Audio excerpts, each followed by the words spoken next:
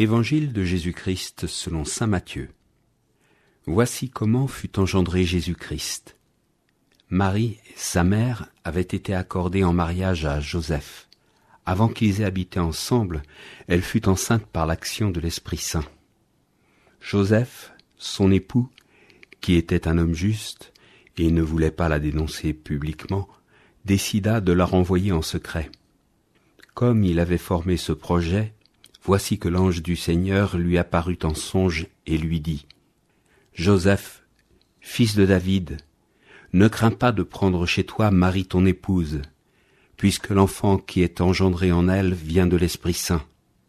Elle enfantera un fils, et tu lui donneras le nom de Jésus, c'est-à-dire le Seigneur sauve, car c'est lui qui sauvera son peuple de ses péchés. Tout cela est arrivé pour que soit accomplie la parole du Seigneur prononcée par le prophète. Voici que la Vierge concevra, et elle enfantera un fils. On lui donnera le nom d'Emmanuel, qui se traduit « Dieu avec nous ». Quand Joseph se réveilla, il fit ce que l'ange du Seigneur lui avait prescrit. Il prit chez lui son épouse. Poursuivons notre cheminement dans l'évangile de l'enfance raconté par Matthieu. Il s'agit aujourd'hui de l'annonce à Joseph. Le premier verset de l'évangile commençait par ces mots, livre des origines de Jésus, et maintenant on lit, voici quelle fut l'origine de Jésus-Christ. À l'image de la création du monde dans le livre de la Genèse, est inauguré le récit de notre recréation dans le Christ Seigneur.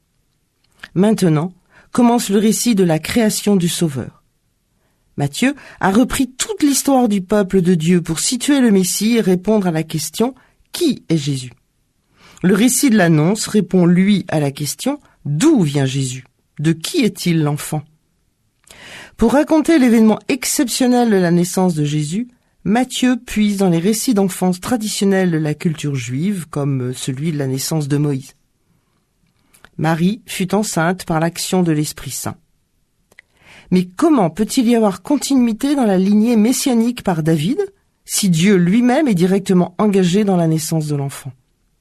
Le narrateur dénoue la contradiction apparente en proclamant une double reconnaissance de paternité. L'enfant est tout entier de Dieu et en même temps, il est réellement fils de David par Joseph. La naissance de Jésus s'inscrit dans la ligne des maternités de la généalogie précédente. Toutes ont manifesté leur obéissance aux intentions de Dieu, participant ainsi pleinement à son dessein de salut pour l'humanité. L'intention de Joseph, qui décida de la renvoyer en secret, risque de faire obstacle à l'accomplissement de la volonté de Dieu. Il faut donc quelque chose de supérieur qui s'impose à la justice de Joseph et qui lui permet de changer son projet initial.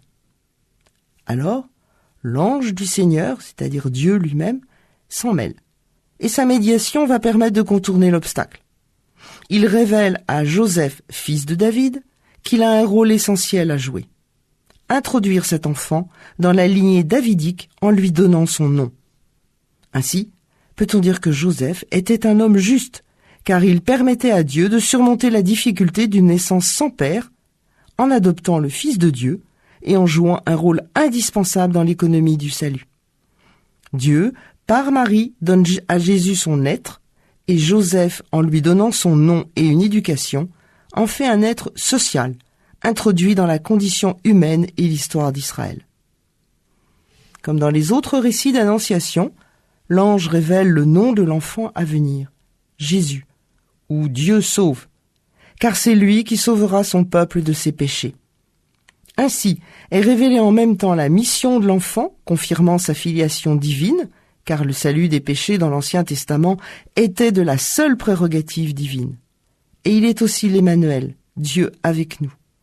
Pour Matthieu, cette naissance n'est pas simplement humaine, elle manifeste le don créateur de Dieu, inscrit dans la chair de Marie et proposé aux hommes pour réaliser avec eux l'œuvre de Dieu, le salut de l'humanité. L'évangile du jour était commenté par Anne Lemoine, formatrice au service diocésain